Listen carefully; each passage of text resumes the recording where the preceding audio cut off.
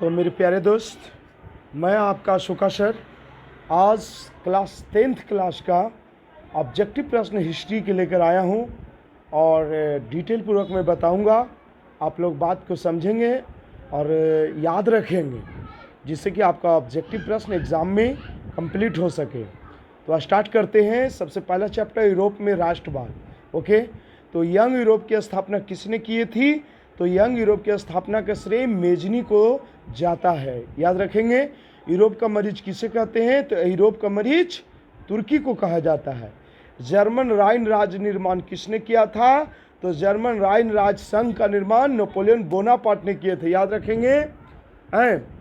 Garibaldi पेशे से क्या थे? तो गैरीबाल्डी पेशे से नाविक थे। बहुत इंपॉर्टेंट प्रश्न आते रहते हैं एग्जाम में। इटली एवं जर्मनी के एकीकरण के विरुद्ध निम्नलिखित में से कौन सा देश विरुद्ध था? तो वो ऑस्ट्रिया था। याद रखेंगे। ओके, मेजनी का संबंध किस संगठन से था? तो मेजनी का संबंध जो है कार्बोनरी, जो गुप्तकारी संगठन थी, उसी से था। जालबेरी ने क्या थी? एक संस्था थी। किसकी संस्था थी? तो व्यापारियों की थी। एड्रियानोपल की संधि किसके बीच हुई थी? तो एड्रियानोपल की संधि तुर्की और रूस के बीच हुआ था। याद रखेंगे। सन 1870 में फ्रांस और प्रसा के बीच युद्ध कहाँ हुआ था? तो सेडान में हुआ था, इसीलिए इसको सेडान का युद्ध भी कहते हैं। सेडान का युद्ध कब हुई थी? ये भी प्रश्न रहती है। 1870 में। और किसके किसके बीच हुई थी? तो फ्रांस और प्रसा के बीच हुई थी। मेटरनी का पतन किस वर्ष हुआ? तो मेटरनी का पतन 1848 में हुई, मई 1848 में। बीना सम्मेलन है ना। बीना सम्मेलन कब हुआ था? 1815 में हुआ था, जिसका अध्यक्ष कौन बने थे? मेटरनिक बने थे। नेपोलियन बोनापार्ट को पराजित करने वाले राष्ट्रों ने यह सम्मेलन किया था ऑस्ट्रिया की राजधानी बीना में। स्वतंत्र यूनान राजा किसे बनाया गया था? स्वतंत्र जब यूनान हुआ था तो बनाया गया था ओटो को। याद रखेंगे। रक्त एवं लौह की नीति का अवलंबन किसने किए थे? तो बिस्मार्क ने किए थे। किस युद्ध के बाद जर्मनी का एकीकरण हुआ था? तो सीडॉन का युद्ध के बाद जर्मनी का एकीकरण हो गया था, जिसमें बिस्मार्क का मुख्य योगदान रहा। इसके अलावे जो है से आपका बिस्मार्क मंत्री बनाने वाले विलियम प्रथम। फिलिप के अवतार गीजो का प्रथम प्रधानमंत्री कब बनाया गया? 1840 में। फ्रैंकफर्ट की संधि कब हुई? तो 1871 में।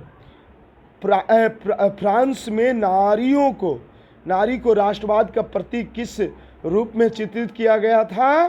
तो मेरियन के रूप में, है ना। ये इतना इम्पोर्टेंट नहीं है, फिर भी ध्यान में रखने की जरूरत है। राष्ट्रवाद की अवधारणा का जन्म किस घटना से माना जाता है? तो फ्रांस की क्रांति से है। इटली एवं जर्मनी में वर्तमान किस महादेश में? बहुत इंपॉर्टेंट प्रश्न है। तो यूरोप में है। यूरोप वासियों के लिए किस देश का साहित्य एवं ज्ञान प्रेरणा स्रोतक रहा? तो ये यूनान के लिए रहा। यूनान का जो है यूरोप वासियों के लिए प्रेरणा स्रोतक रहा। बीना सम्मेलन कांग्रेस का अध्यक्ष कौन थे? तो हमने बता दिया, मेटरनिक था।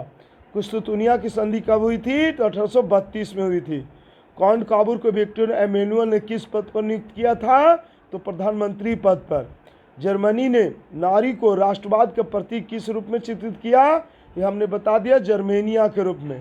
नेपोलियन संहिता किस वर्ष लागू हुई थी? तो 1804 में नेपोलियन बोनापार्ट ने फ्रांस में नवीनीकरण के लिए ये संहिता लागू किया था, 1804 ईस्वी में। अब हम लोग प्रथम इंटरनेशनल संघ की स्थापना 1864 में। ये इम्पॉर्टेंट, ये पूछता है एग्जाम में। प्रथम इंटरनेशनल संघ की स्थापना 1864 में हुई थी।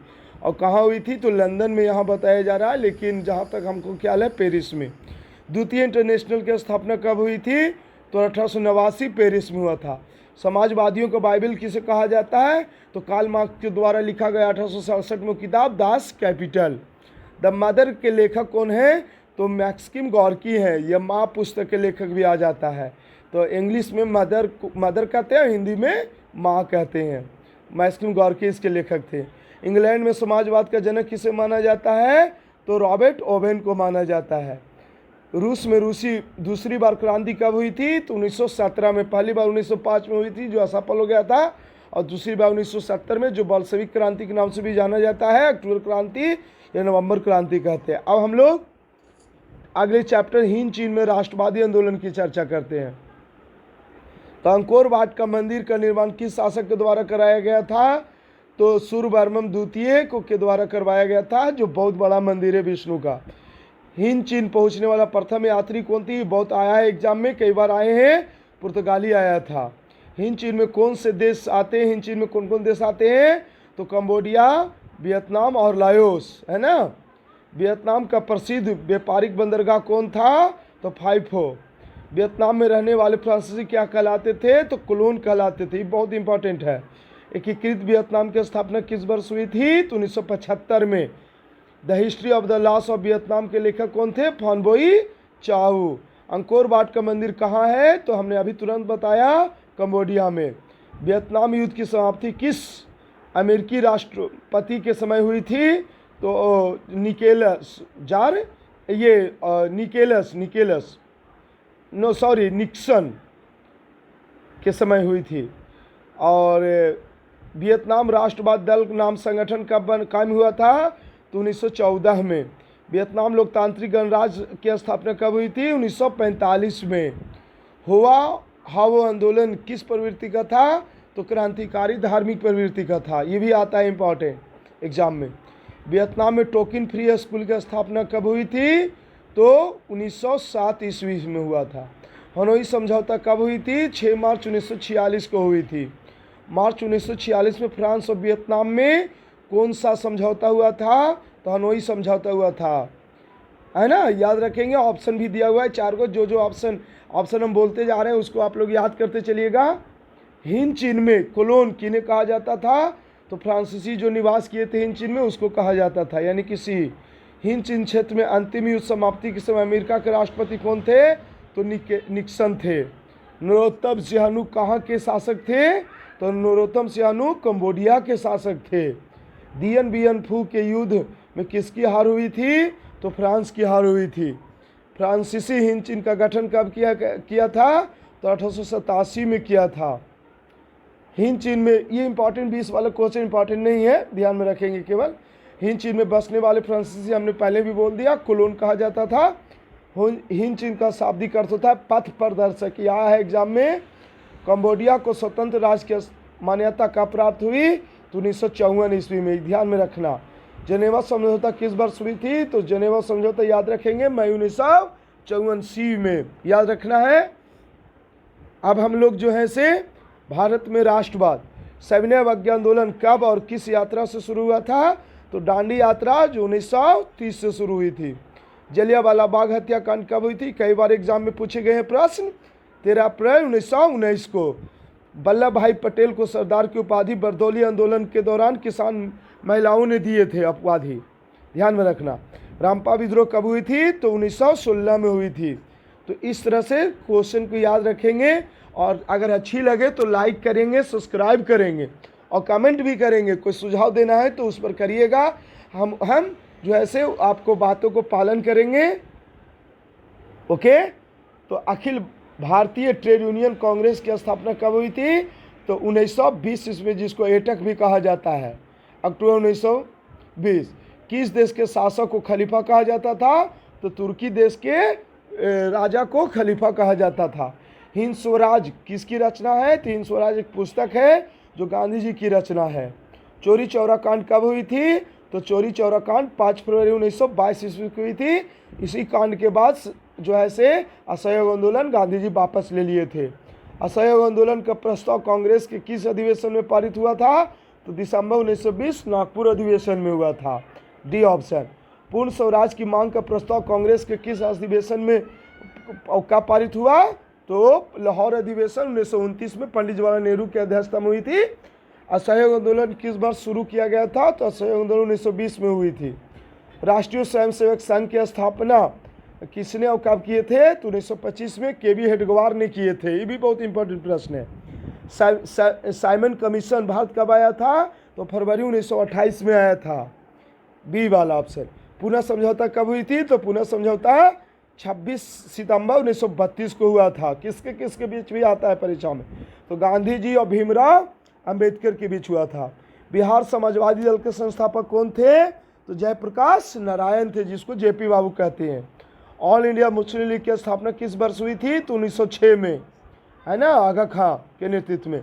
अखिल भारतीय किसान सभा का गठन कहाँ और कब हुआ था? तो अखिल भारतीय किसान सभा का गठन लखनऊ 1936 में हुआ था। भारत में खिलाफत आंदोलन कब और किस देश के शासक के समर्थन में शुरू हुई थी? तो 1920 तुर्की के समर्थन में भारतीय मुसलमानों ने किया था। गद्दार पार्टी के स्थापना, ये भी इंपॉर्टेंट प्रश्न है, लाला हरदयाल 1913 में किए थे। भारतीय राष्ट्रीय कांग्रेस के प्रथम अध्यक्ष कौन थे? तो व्योमेश चंद्र बनर्जी, जो शॉर्ट में WC बनर्जी भी आता है। साइमन कमीशन के अध्यक्ष कौन थे? Sir John Simon. इसमें 7 सदस्य थे, जिसमें एक भी भारतीयों को शामिल नहीं किया गया था। महात्मा गांधी ने नमक कानून किस दिन मैंने किस तारीख को भंग किए थे? तो 6 अप्रैल 1930 को दांडी में। खिलाफत आंदोलन कब और किस देश के समर्थन में? यह पहले भी बोल दिया, 1920 तुर्की में के विरोध में वहाँ मुसलमानों के साथ भेदभाव हुआ था। गांधी जी कब दूसरे गोलमेज सम्मेलन में भाग लिए थे? तो 1931 में लिए थे। फॉरवर्ड ब्लॉक की स्थापना कब हुआ था? तो फॉरवर्ड ब्लॉक का स्थापना कब नहीं, किसने किए थे? तो सुभाष चंद्र बोस ने किए थे। टाना भगत आंदोलन का नेतृत्व किसने किया था? तो जतरा भगत ने किए थे। ये भी इंपॉर्टेंट प्रश्न है।